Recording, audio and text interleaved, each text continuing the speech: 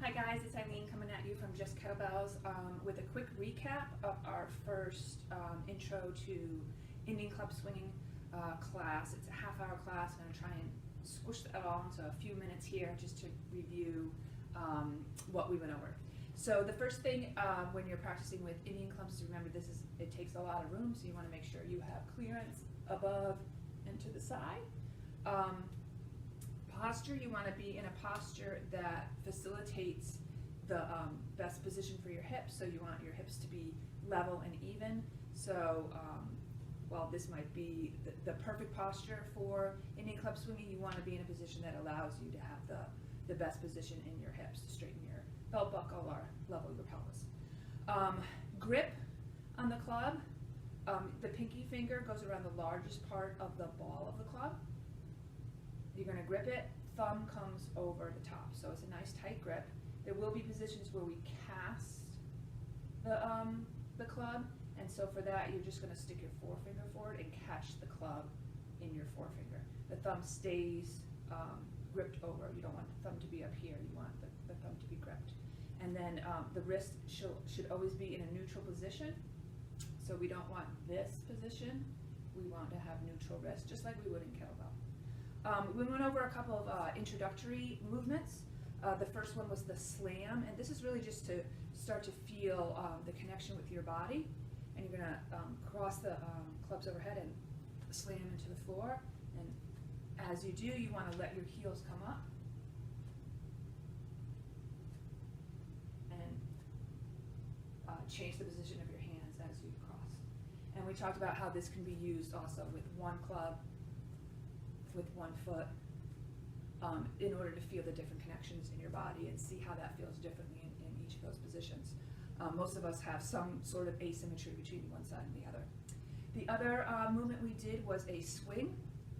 And so for this, we started in a hinge position with the clubs crossed, and all we did was we popped our hips and let the clubs come up. And again, switch positions of the arms. It's not always easy. You're gonna find you want to go into one position, put the other arm first. So we're just gonna get. So again, this is just feeling a little momentum with the clubs. The next movement we talked about is the swing, but from a different perspective. So we're gonna try the swing here. We started with the clubs overhead in the back. Bring down, swing, pop the hips, come back. Pop the hips, use the index finger to stop it at the top position, and we alternated that.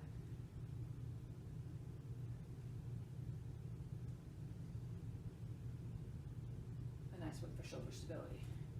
Next, we talked about some of two of the classic moves from the Functional Movement Screens, Functional Movement Systems course, and where they called this one move number 1, and so we'll use the same motion. We talked about home position, which could be here or here. For move number 1, the cue that we used was C throw. So we're going to bring it around, bring our elbow around into a C, throw, cast, return. So the elbow is going to trace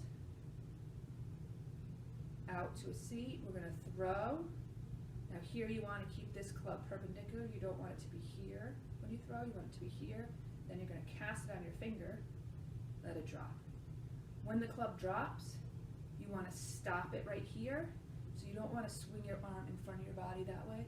You want to, as soon as the forearm catches the rib cage, you want to bring the club back up.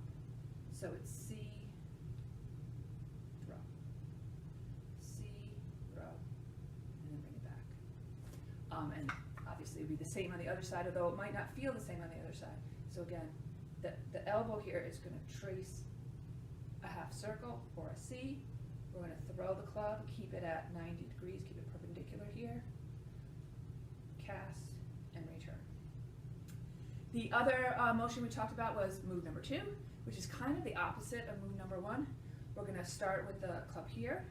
The cue we used was X, Y, Z, and you'll see as we move to when we do this with 2 clubs, it'll be X, Y, and Z. And it just kind of helps with to remember the motions.